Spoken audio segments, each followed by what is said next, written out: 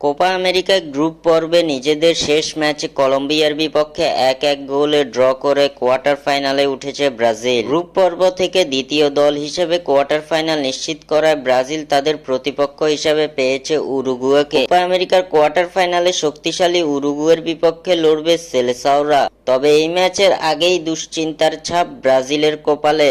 নিষিদ্ধ হয়েছেন ব্রাজিলের গুরুত্বপূর্ণ তারকা। কোপা আমেরিকায় প্যারাগুয়ের বিপক্ষে ব্রাজিলের 4-1 গোলের জয়ে জোড়া গোল করে বিশাল ভূমিকা পালন করেছেন ভিনিসিয়াস জুনিয়র। এছাড়াও কোস্টারিকা ও কলম্বিয়া ম্যাচেও ব্রাজিলের হয়ে নজরকাড়া পারফরমেন্স করেছেন ভিনিসিয়াস। ব্রাজিলের এই দলের সেরা খেলোয়াড় বলা চলে ভিনিসিয়াস জুনিয়রকে। তবে এবার গুরুত্বপূর্ণ ম্যাচে ভিনিসিয়াস জুনিয়রকে পাচ্ছে না সেলেসাওরা। কোয়ার্টার ফাইনালে বাঁচা মরার লড়াইয়ে উরুগুয়ের বিপক্ষে ব্রাজিলের হয়ে খেলতে পারবেন না ভিনিসিয়াস।